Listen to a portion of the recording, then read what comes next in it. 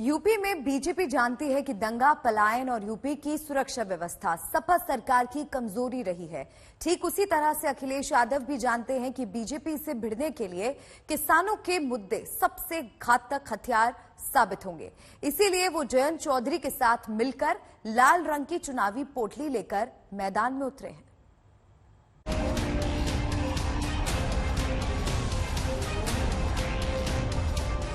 और इसीलिए मैं जेब में एक पोटली लेके चलता हूं।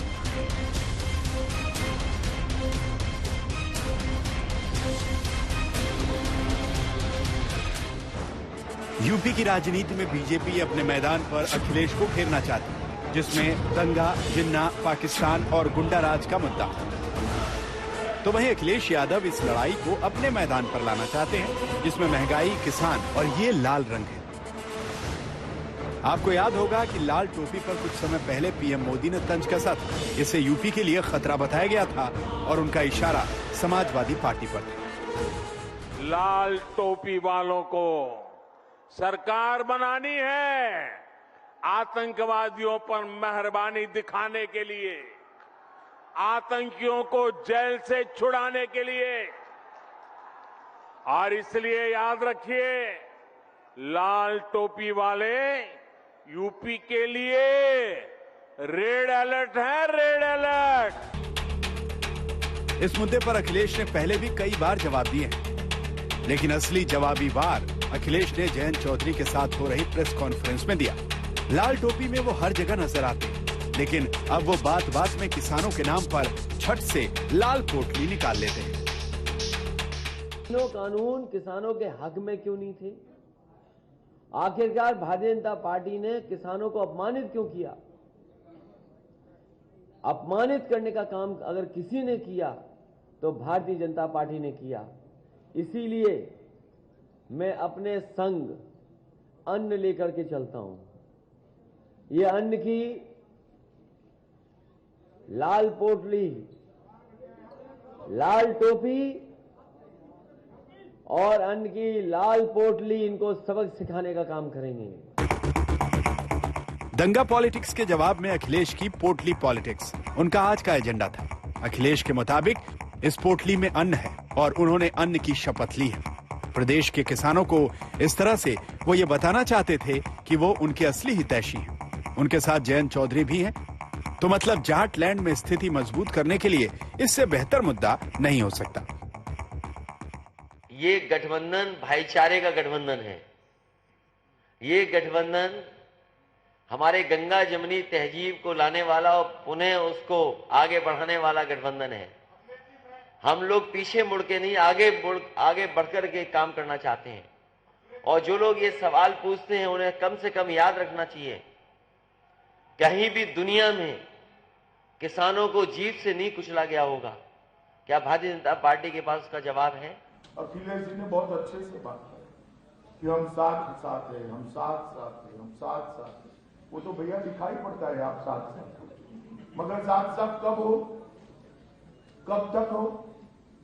मैं बताऊं आपको, काउंटिंग तक। अगर सरकार बन गई तो जयंत भाई निकल जाएंगे और आजम खान बैठ जाएंगे। बैठेंगे या नहीं बैठेंगे बताओ भाई? बैठेंगे या नहीं बैठेंगे? अभी तो जेल में है, अभी तो जेल में है। फिर आप जयंत जी को उनके साथ नहीं देखोगे। अतीक अहमद आ जाएंगे, आजम खान आ जाएंगे। ये किस प्रकार से आप उत्तर प्रदेश की जनता को अखिलेश बाबू छलना चाहते हैं? क्या ये समझते नहीं है मुजफ्फरनगर वाले? पश्चिमी यूपी में बीजेपी ने दंगा और पलायन का मुद्दा उठाकर जन भावनाओं के जख्मों की याद दिलाई, तो अखिलेश ने पोटली दिखाकर किसानों का मुद्दा उठाया। वैसे भी किसान आंदोलन के बाद किसानों का मुद्दा फिलहाल बीजेपी की कमजोरी बना हुआ है, इसलिए वो इसकी चर्चा नहीं करते। 3 कानून क्यों लाए थे और 3 कानून क्यों हटा दिए? अगर 3 कानून किसानों के हक में थे तो पूरे देश के किसान क्यों आंदोलन कर रहे थे? क्या नहीं कहा किसानों को? आतंकवादी तक कहा, मवाली तक कहा। इसलिए इस क्षेत्र का किसान गाजीपुर के बॉर्डर से लेकर के गाजीपुर तक भारतीय जनता पार्टी का इस बार सफाया होगा। अगर अखिलेश और जयंत किसानों को अपने साथ लेकर चलने की बात कर रहे हैं, तो बीजेपी भी किसानों के लिए किए गए कामों को अलग तरीके से पेश कर रही है। नरेंद्र मोदी जी ने उत्तर प्रदेश के, सिर्फ उत्तर प्रदेश के अंदर 2,53,58,000 किसानों को 37,800 करोड़ रुपया प्रति साल 6,000 के हिसाब से बैंक अकाउंट में डायरेक्ट भेजने का काम किया है। मित्रों, ये गन्ना का क्षेत्र है।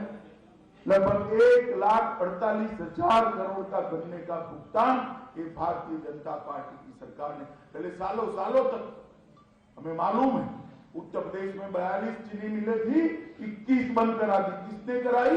ये बसपा ने कराई। बीजेपी के दावों के जवाब में अखिलेश और जयंत अपनी एक विशेष योजना पर चल रहे हैं और किसानों के लिए कुछ खास वायदे किए जा रहे हैं, जैसे 15 दिनों में गन्ने का भुगतान, किसानों का crops fund, farm revolving fund, 300 unit बिजली मुफ्त सिंचाई की सुविधा, एमएसपी पर अनाज की खरीद। अखिलेश और जयंत जानते हैं कि बीजेपी से टकराने के लिए किसान और उनसे जुड़े मुद्दे एक बड़ा हथियार है।